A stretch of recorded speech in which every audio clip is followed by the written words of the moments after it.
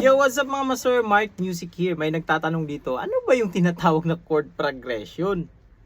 Hindi po ako professional na gitarista, nagtuturo lang po ako base sa alam ko, sa sarili kong research experience. Nasa sa inyo na yan kung susundin nyo to o hindi ang may tinuturo ko. Let's go! Yan, yung tanong ng ating kamaster, ano nga ba yung chord progression? So, yung chord progression mga master is actually, nagawa nyo na yan. Hindi lang natin alam kung ano yung tawag. Ganon din ako dati eh. Pag napapakinggan natin yung mga nagtuturo, nagsasabi chord progression, ganito, ganyan, ganyan. G, chord progression. E, chord progression. So, curious tayo, ano ba yan? Nung pala, yung chord progression na yan na tinatawag, ito mismo yung piniplay natin na lagi nating piniplay as beginners. Ito, G, E minor, C, D. Bakit ba iwan mo nag-iisa?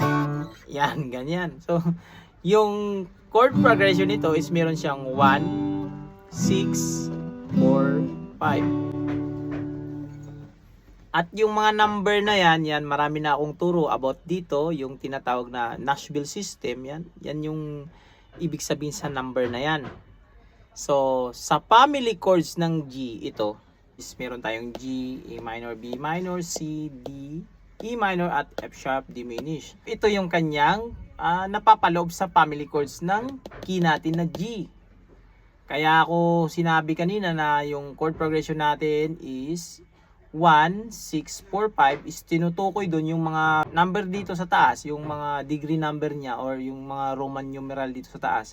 So, yung ating chords ng bakit ba, merong chord progression na 1, 6, 4, 5 kasi ito yon yung chords na yon. Kinuha dito sa G major family.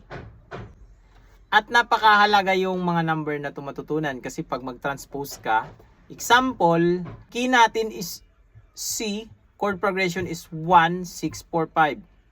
Ang tinutukoy doon na C is family chords ng C, pero 1, 6, 4, 5 yung chord progression, parang ganito. Ito na yung mangyayari sa ating family chords kasi C, then 1, 6, 4, 5. Pero ito yung kanina na 1, 6, 4, 5, ito yung sa ating G na family chords. So, ang mangyayari, buburahin natin to. So, ito yung 1. So, susundan lang natin yung nasa taas. So, C.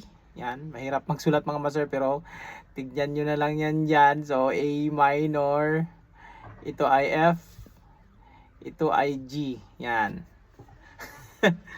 Ulitin ko na lang mga master. Yan. Hirap pala magsulat pag ganung posisyon. So, ang mangyayari, 1, 6, 4, 5 is C, A minor, F, G. Kasi yan yung nakalagay doon sa taas nila, yung mga Roman numeral. Yan yung mga tinatawag na chord progression. At yung chord progression, nagbabago-bago rin yan. Siyempre, depende sa kanta. Ito sa specific natin na kanta kanina. Kaya ito yung kanyang chord progression. Pero maraming combination ng chord progression. Diba? May kanta tayo na C. Then ang susunod niya is G. Then A minor. Tapos F, diba? So, ang tawag naman dun sa chord progression na yun is 1, 5, 6, 4. So, yun. 1, 5, 6, 4. C, G, A minor, F. So, ito yung tinatawag na chord progression. Hindi siya actually mahirap. Hindi lang natin nauunawaan na ang pagkakasunod-sunod ng chords is tinatawag pala sa kanya is chord progression.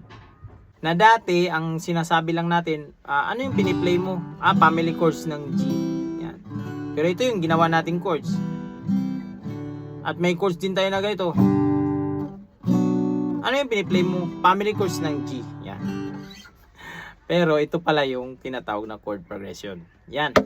Sana naunawaan ito, master. Yan. So, at nagbigay din ito ng kasagutan sa mga ganito rin yung tanong. Ano ba yung chord progression? Yan. Sana naunawaan ito ng lahat. So, wag itong kalimutang i-share sa mga kaibigan nyo, kilala nyo, kamag-anak nyo na mahilig sa gitara. So, hanggang dito lang, this is Mark Music. God bless you all. Peace out.